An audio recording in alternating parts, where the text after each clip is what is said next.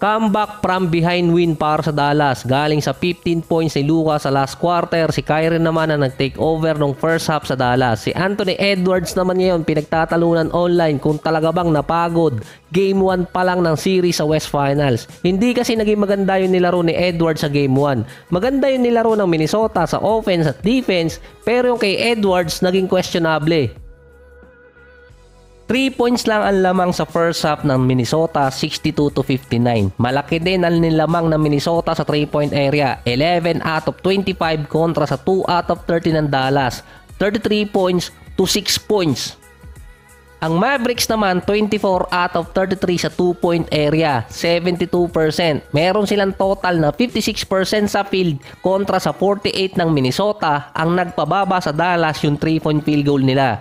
Naibaba din ng Dallas yung turnover points, 6-5. Excellent defense pa di umano sa first half ang Minnesota, lalo na si Gobert at si McDaniels.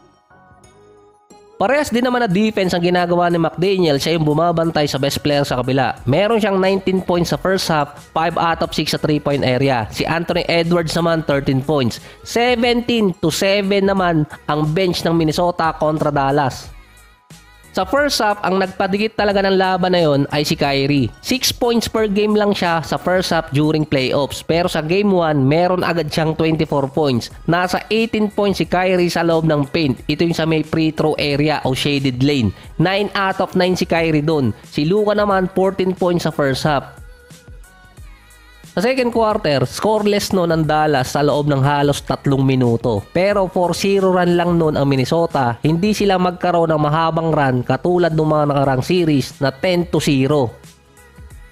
Sa third quarter, isa lang ang lamang doon ng Minnesota. Hindi pa rin pumapasok yung mga 3-point shot ng Dallas. Isa lang yung naipasok nila sa third. Actually, yung Minnesota, dalawa. Yung isa doon, yung 3-point shot mula kay Nasrid ata yun na nagpalamang sa Minnesota. Hindi rin makahabol ang Dallas pagdating sa fast break.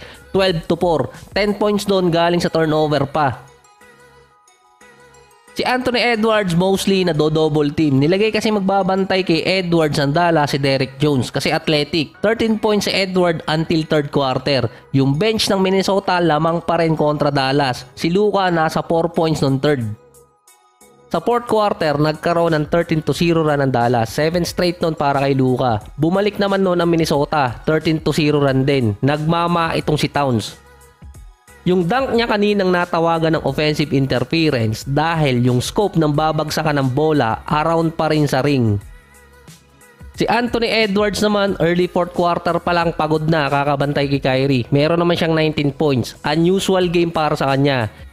Actually, si Reggie Miller ang nagsabing pagod na si Edwards noon. Pinagdebatihan pa online ni na Skip Bayless na bakit sasabihin pagod yung 22 years old na star. Tumatambay na lang din si Edwards noon nung late quarter sa may corner. Kahit nung timeout, habol din ang hininga nitong si Edwards. Si Kyrie meron 30 points, si Luka 33 points, 15 points naman sa last quarter. Sa stats, 18 out of 49 sa 3-point area ang Minnesota, 6 out of 25 ang Dallas. 50% pa rin naman sa 2-point area ang Minnesota, kaso yung Dallas 59% at 62-38 sa points in the paint. Naibaba ng Dallas yung kanilang turnover points. 14 ang binigay ng Minnesota, 9 lang sa Dallas. Marami naman naging contributor sa panalo ng Dallas. Yung 3-point shot ni Washington, follow-up dunk ni Lively, yung defense ni Jones. Pero yung first half na 24 points si Kyrie, malaking bagay yun. Dahil hindi lumayo ang Minnesota sa kanila. Hindi nagkaroon ng run.